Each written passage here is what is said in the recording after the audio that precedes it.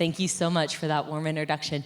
Hey everyone, as said, my name is Amber Vanderburg. So I know that we are coming to the afternoon. I want everyone to raise their hand just as high as they can. Get a nice stretch in. Okay, now go just a little bit higher. Very good. Okay, you can put your hand down. Notice whenever I said put your hand up pretty high, everyone was able to raise their hand pretty high. But whenever I said go higher, everyone was able to go just a little bit higher. And that's what we're gonna do with the way that we implement ideas today. So take those implementation strategies that we already have and go just a little bit higher than before. Now you can see I have our one big question for today. If you scan the QR code, you actually can put your answers up here. What are your biggest challenges to implementing ideas? I do want to set an expectation. Today we're talking about implementation. So the assumption here is that you already have some ideas on how you want to improve your workplace, how to improve your workflow. And I want you to think, what are some of the bigger roadblocks that you have encountered? What are some of the challenges that you have faced? What are some of the ideas that you want to implement? As said in the introduction, as some of these answers are coming up on the board, my name is Amber Vanderburg, and I am the founder of the Pathways Group. So we've worked with over 850,000 professionals around the globe, helping to improve in things like emotional intelligence, critical thinking, and yes, how to implement ideas. And so some of the tools that we're going to talk about today are things that you can take back in your workplace. Hello, into your workplace to help you implement ideas. So things here, rethinking, too many opinions, time, changing requirements, imagination meetings, oh my goodness, yes. Too many priorities. We're gonna talk about almost all of these, yes. Bears on the road, yeah, that can really make an impact. Bureaucracy, absolutely. I want to point out a lot of these challenges that we're seeing here are not necessarily the practical, the practical challenge. They're the personal challenge, right? It's the people. We do need to have a strategy. We need to have a plan. But most often we see the implementation break down not because of the written plan. It's everything in how we execute the plan. It's the people challenges. So those are some of the things we're going to talk about today. So see if there's any more coming up. Finding ideas, developers, absolutely. Motivation, self-doubt, yes. Culture change, perfect. So yes, we've just talked about this. I said, hey, my name's Amber. And a lot of the things that we'll talk about today are a part of our larger tech leadership programs. So we're going to take these larger several-month programs and spend our 45 minutes together highlighting some of these ideas. So if you're more interested in things like this, come and talk to me afterwards. Okay? So the ideas that we already have ideas that we want to implement within our teams. So I want you to think of a specific idea that you want to implement within your team, and we're going to really dive in deep. The first question we need to ask is what you pointed out as one of the challenges. Is this important, or is this priority? Is this important, or is this a priority? Too often, whenever we are advocating for our ideas, we're advocating for how important it is. Even within our personal life, we know that things are important.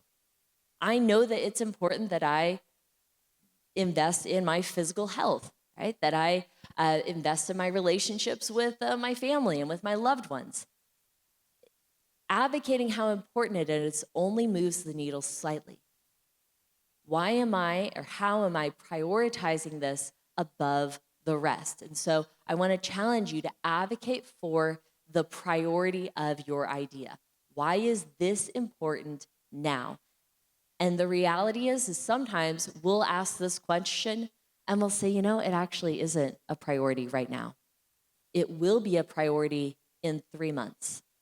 It will be a priority in a few months. So we can change that change that. Our priorities are invested, our priorities are shaped by urgency. In fact, the father of change management tells us that change begins with a sense of urgency. The father of change management, meaning John Cotter, he tells us that change begins with a sense of urgency, right? That's actually step one. We're not going to go through all steps today, but he says the very first step is, why is this urgent right now? He, in fact, wrote an entire book about it called A Sense of Urgency. If we're trying to say that everything's urgent, then nothing is. A sense of urgency might be brought in from a third party coming in. It could be finding urgency in crisis. It could be acting with urgency within your culture. So I want you to think of your idea. Why is this urgent now? What would happen if we waited a few months? What would happen if we waited a year? Within our team, we actually have ideas where someone might say, Amber, we're going to wait a few months. Then a few months later, we come back and say, this is now priority. Now we're going to move forward. Okay. Now, this sense of urgency can be impacted. In fact, it's often impacted by the day-to-day whirlwind, right? So many times we don't have time to sit and do all of our priorities because we have tickets coming in. We have things that need to be fixed right now. It's this day-to-day whirlwind that can really divide the priorities that we have. So how can we identify where our priorities lie? I'll give you a couple of things. One is getting all of your stakeholders in the same room or on the same Teams channel or Slack channel and asking, what are your top focuses? We actually were working with a team recently where we were meeting in person. We used Post-it notes. We said, for the year, what are the top 3 things? What are the top 10 things that you want to get done? We found that the executive leader had written down a whole lot of agenda items that nobody else in the organization even knew about. There were some agenda items that the leader had been advocating for and nobody else was on board. But that didn't come out. People were afraid to say something until we actually started writing down what the priorities were.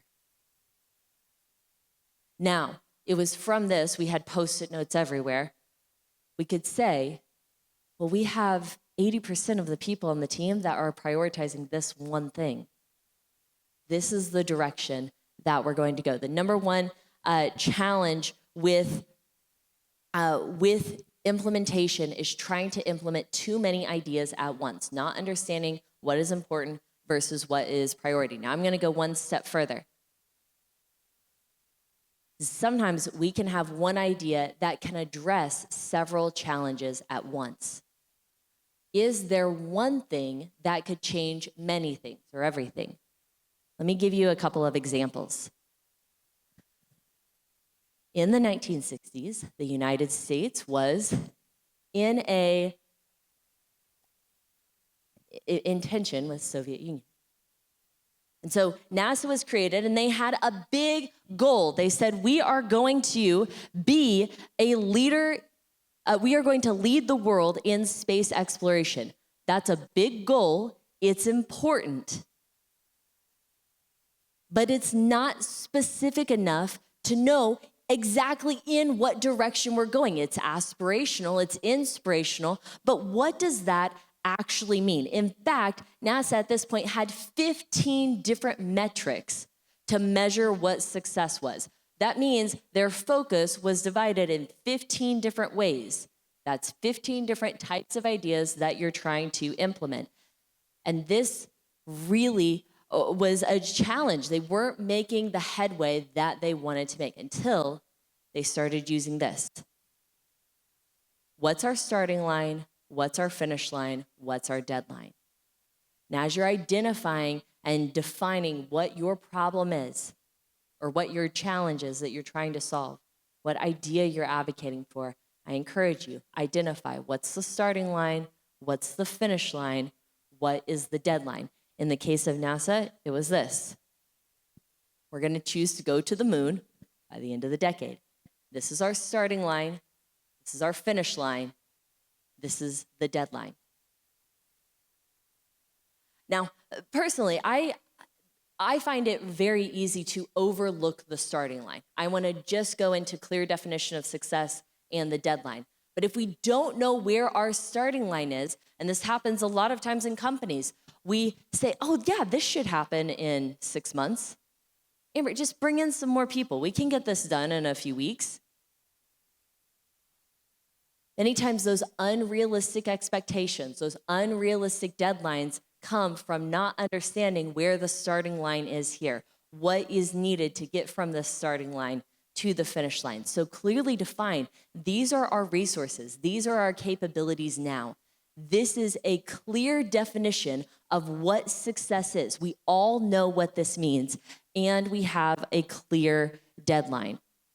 And so, you know the end of the story.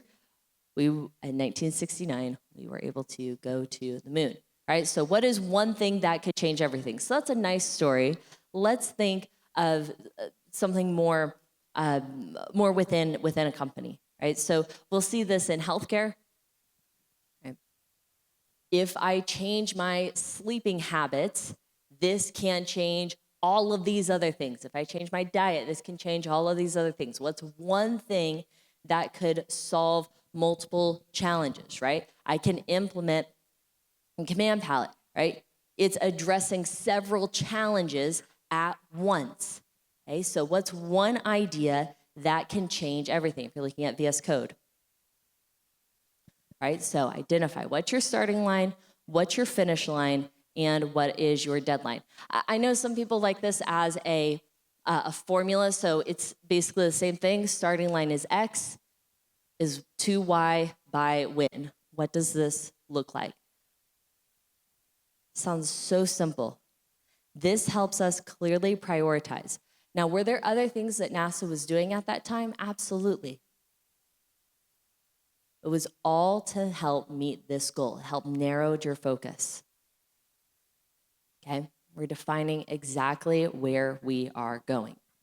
And so what that means is we have to be willing to say no to everything else, right? Or put it on the back burner. So we're just maintaining at this point.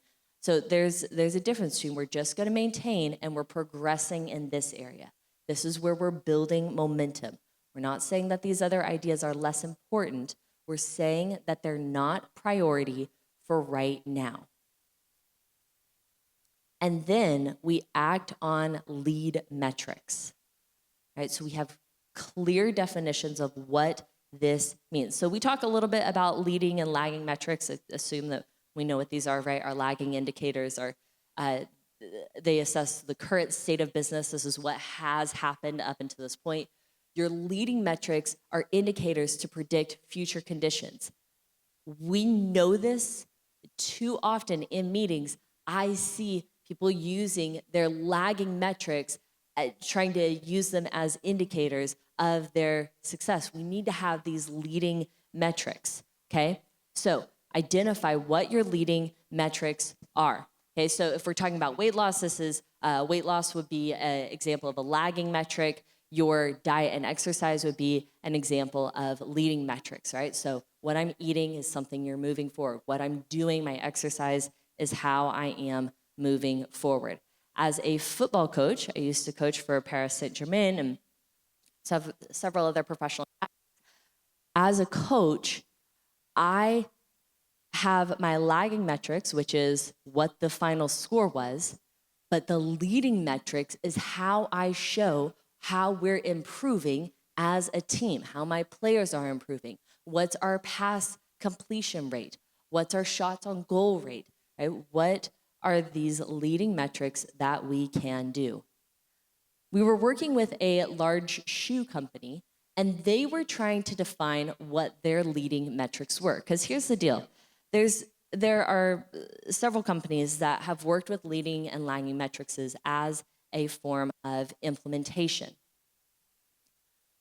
There is not a standard set of metrics to use because it differs significantly from team to team. This company said, Amber, what would be leading metrics that we could use to show, to help us increase our number of shoe sales? Is it asking to show the shoes? Is it bringing out a second pair? Is it, right, they had 8 different metrics that they had a assumption, right? They had they wanted to try which would be the best. And what they did is they had several thousands of stores that we implemented. Each store used 2 metrics, right? They really focused on them, and we A/B tested. Do you know what the number 1 leading metrics that indicated if they would sell a shoe was? Any guess? It was if they actually measured the foot. And you can go into the psychology of this, but are we actually having a personal experience? Now, again, this is going to be different for every team. What they did is they actually took time to create what their leading metrics were, and because they had included the team in this decision, it was owned by the team. They had seen firsthand how important this was, okay? So, the first reason why a lot of ideas fail in the implementation stage is because there is not a clear direction of what idea is being implemented. The second reason why a lot of ideas fail in the implementation stage is because there is an unclear expectation and metrics of how we are measuring success. So here's a quick way that we work with teams to help identify what these expectations and metrics of success may be.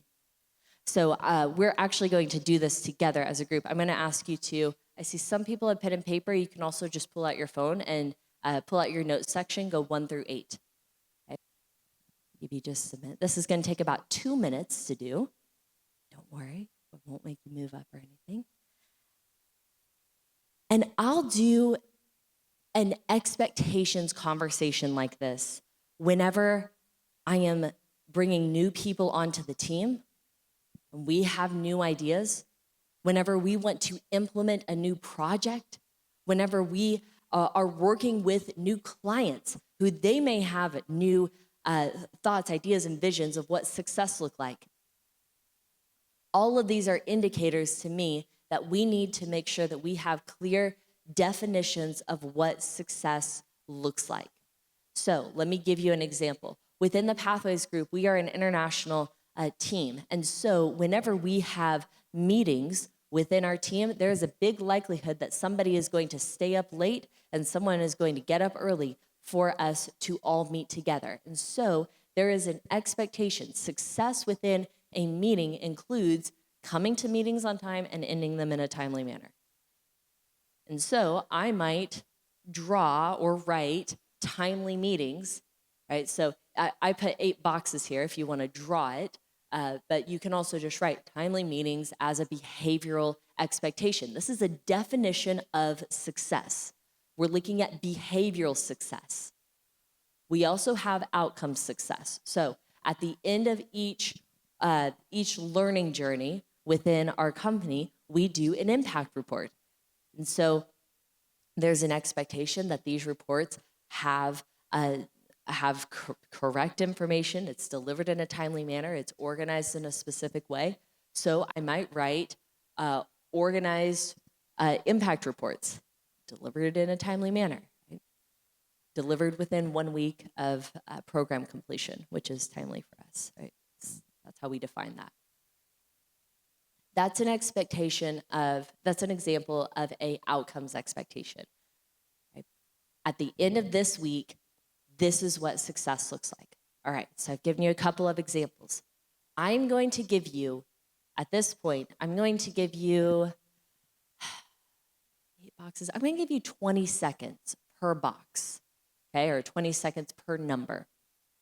And I want you to write down an expectation of success for your team, right? Whatever team that you need to implement this idea. What would success look like? At the end of 20 seconds, I'll say next. You move to the next box or the next number, and you write down another expectation. These can be, I'll give you a choice, a combination of behavioral metrics and outcomes metrics. Okay, that's a lot of information. Any questions? Okay, your mark, get set, go.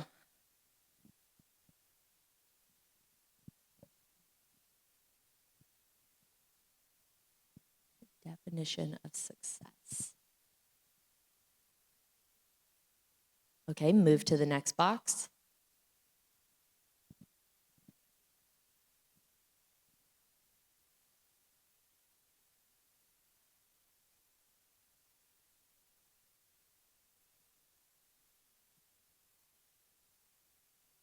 Move to the next box.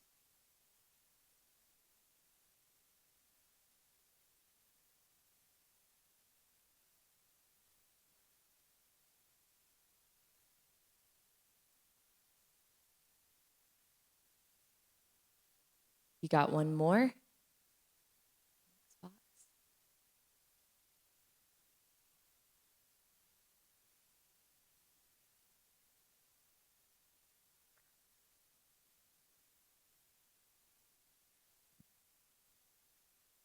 Move to the next box. This is where it starts getting a little challenging.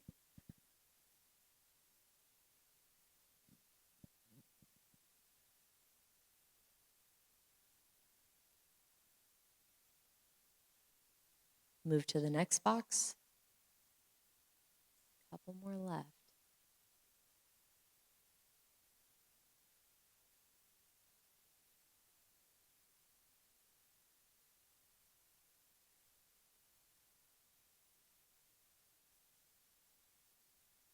Move to the next box.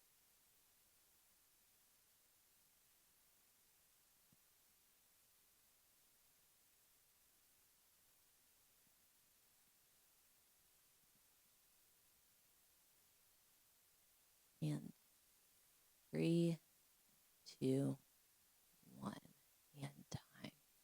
That was 8, correct? Yeah, counted that right. All right, give me feedback. 0 to 5, 5 being Amber, that was pretty easy. I could have come up with a few more expectations. 0 being Amber, that was the worst experience of my life. I'm about to run out of this room. How was that experience for you? Give me some feedback. 3s, 2, all right, seeing average of about 3. Okay. If you're seeing an average of 0s, 1s, and 2s, that means we need to have a greater conversation, right? So we've worked with plenty of teams that it's mostly 4s and 5s. Like, oh yeah, I know whenever we're working on this project, this is what success looks like, okay? This only took a couple of minutes, only took 2 minutes, and it's powerful in seeing what metrics of success are being used within the team. So here's the thing. The goal here is to have 5 or more areas of similarity within this conversation. So you might have 2 or 3 that are different within your team. That's okay. I'm not too worried about that. If I have 8 completely different expectations from another person within my team as we're trying to implement this project, we need to have another conversation. This has happened with several teams that we've worked with. Sometimes they are opposite expectations. I like this activity because it is quick. It doesn't give a lot of time to really think it through. So you're really going off of this is what my metrics of success are. So here's what we do. We first take this, make sure that we have some areas of similarity, and we clarify where there are areas of dissimilarity. It's a quick way to start that conversation. And then we clarify, A, that's what the expectation is. Second is, why is that an expectation? Okay? Why is this important within our team? Here we can enter into a proactive conversation. Now, I like having these at the beginning of an implementation conversation. It saves for a much tougher conversation later on. At some point in your working relationship, as you're implementing a new idea, there's going to be tension, there's going to be conflict, there's these expectations that you've set out may not be met. And so while the emotions are low, set out a full value contract about how you're going to handle that situation whenever it arises. So whenever we do have those deadlines, what is the next action step within our team? Now pay attention within these conversations, because your questions really can reveal the values that are within the team. So it's not only the expectations, but it's also the values that you are holding dear, okay? Especially whenever we are communicating with our CFO, our COO, our CHRO, right? Listening to people from other departments, listen to the questions that they're asking, because they highly reveal the values that we have. In fact, let me give you a couple of examples. Let's say I'm going to make a bold proclamation that your questions can actually reveal more than your statements can. So your COO is saying, hey, what we really value is X. But every question that is being asked is about something different. Pay attention to the questions that are being asked. I'll give you this example. Let's say that there's a couple of parents that are walking their child to school every day, and every day their statement is, we value you doing your best in school, being respectful to your teachers, making good choices, right? These are statements about the values that these parents have. But every day whenever the child comes home from school, the only question that is asked is, what grade did you get? Over time, the child's going to learn, what is the actual value? The grade. We know this in a story like this. Too often we miss on these really valuable cues from the people that we're collaborating with about what they actually value. So this is a good chance for you to say, hey, I noticed that we've asked a lot of questions about the timeline, about the quality of this, about this or that, right? This allows us to see what values are truly being held within the team. Now, I've had some people ask me, well, Amber, what if they later, the first question they ask is, what grade did you get? But then they later ask about being respectful to teachers and making good decisions. That's a good question. The order in which you ask questions also reveals your values.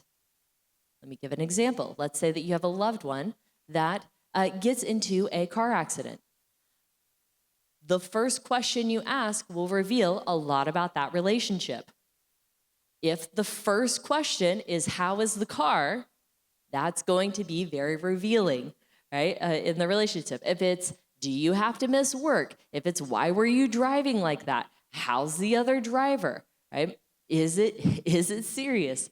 Right? All of these are going to really reveal a lot about the value in the relationship, more than, are you okay? Even if that's the second question being asked, okay? So I want you to think about the collaborators within your team.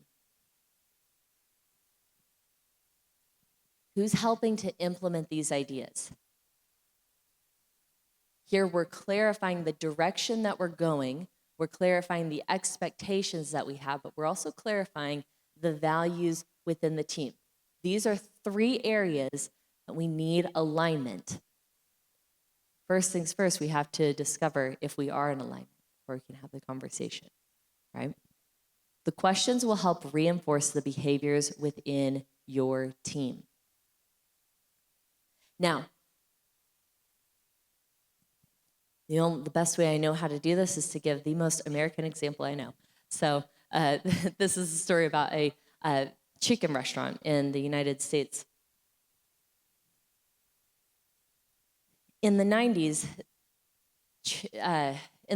Chick-fil-A is a fast food chicken restaurant, and they were met with their first big competitor in the market, which was Boston Chicken, which came on the market with a vengeance. They were growing, they were expanding, they were building fast and furious. And Chick-fil-A got into a panic.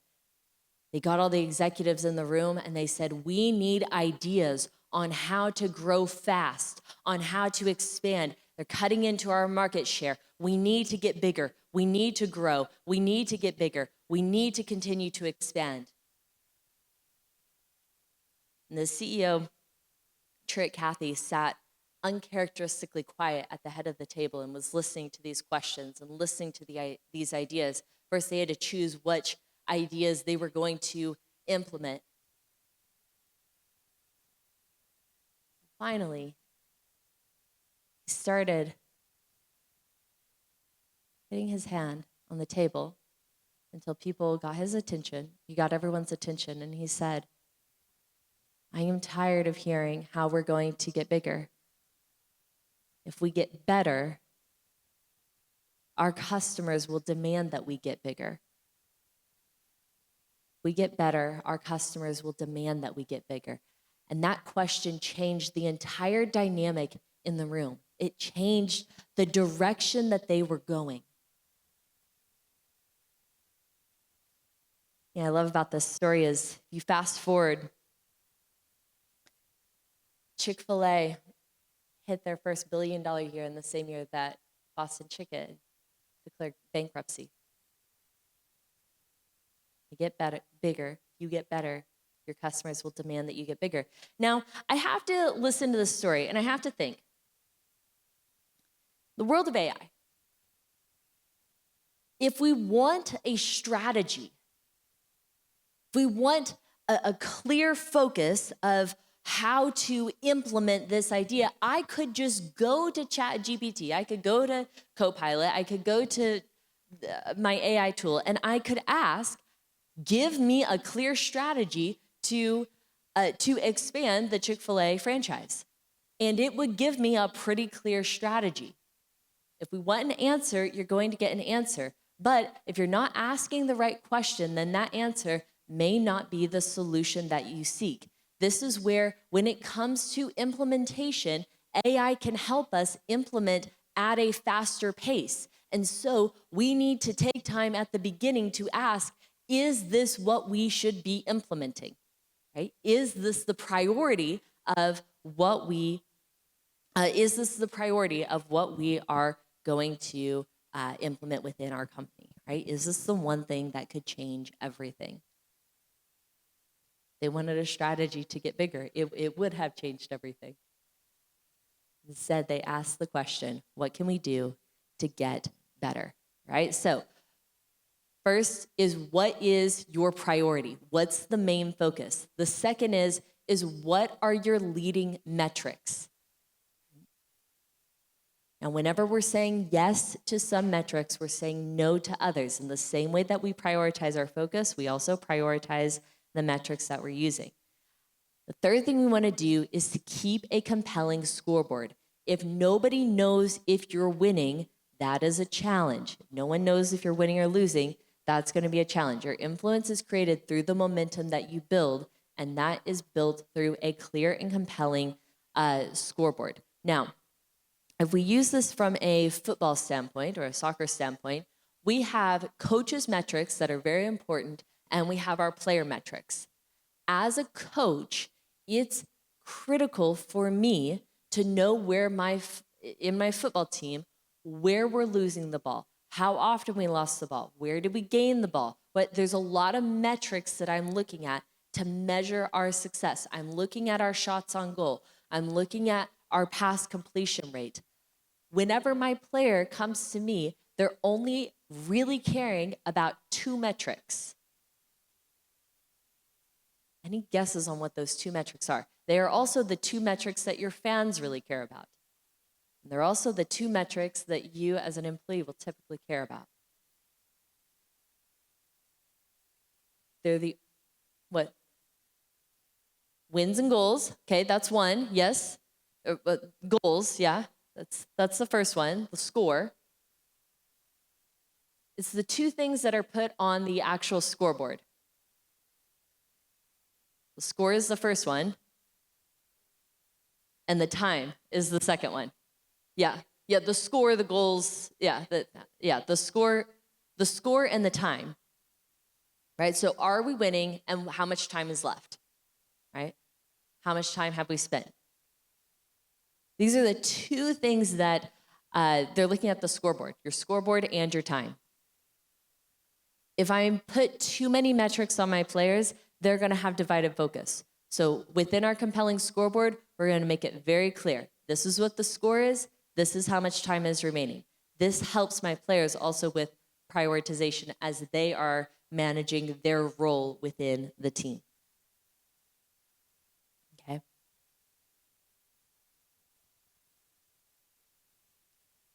First is aligned focus, aligned metrics, having a compelling scoreboard. The fourth and the final thing is having a cadence of accountability.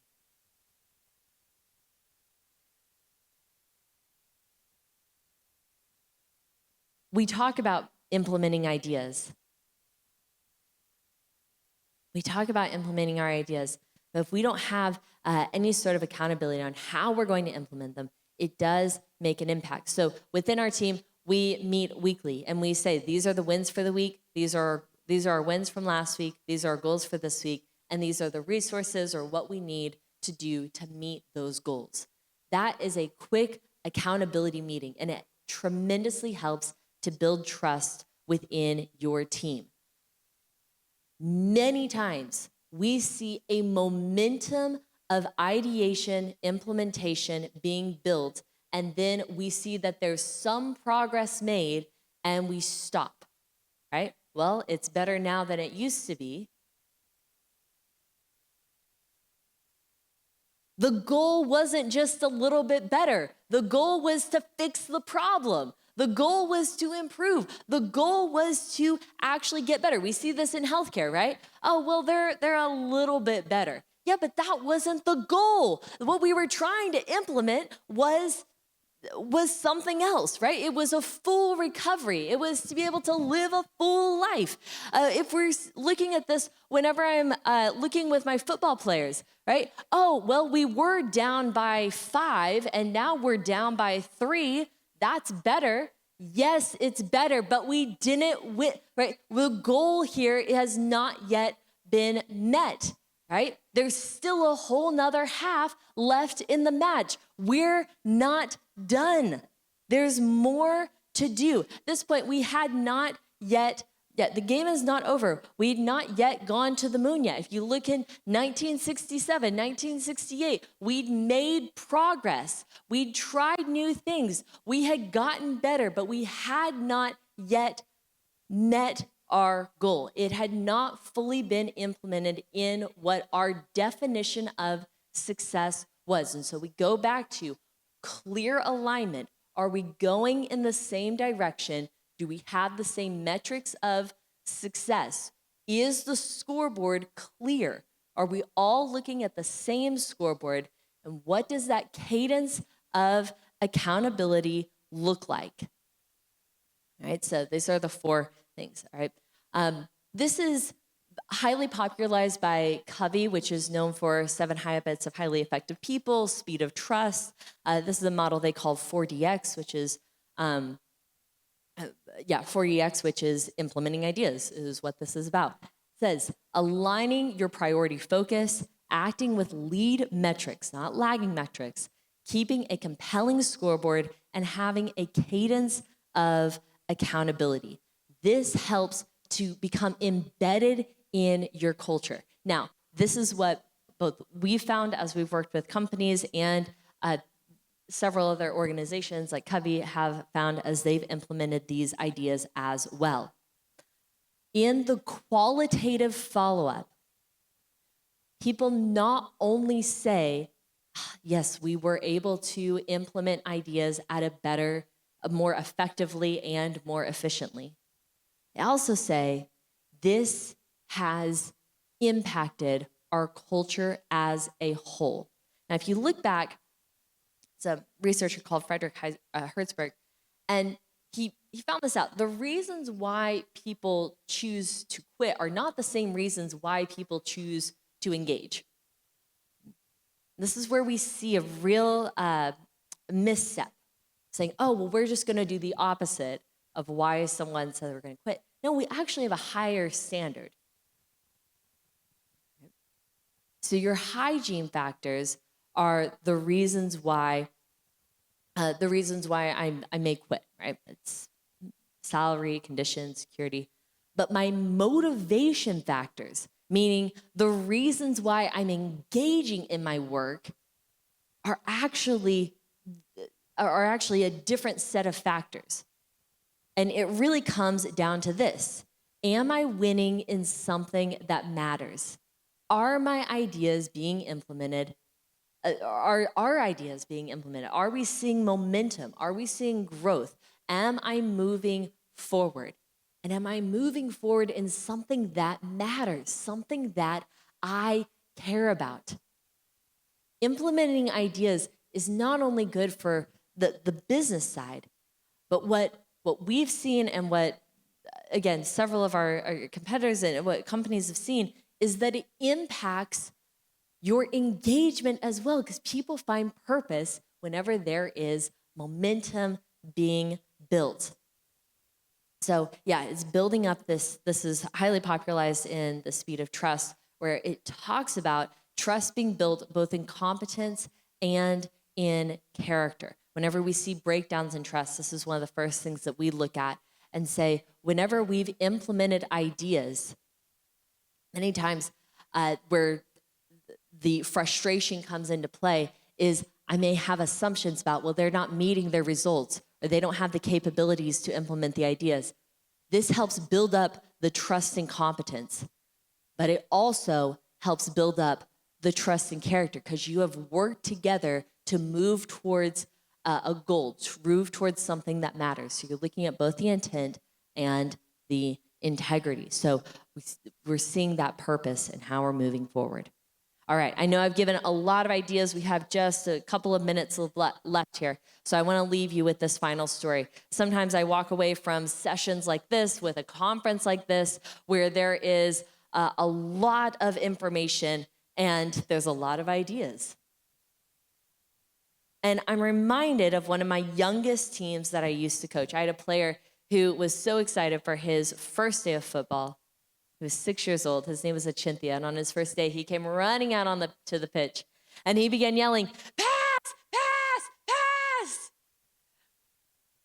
And I noticed that he was yelling pass even whenever the other team had the ball.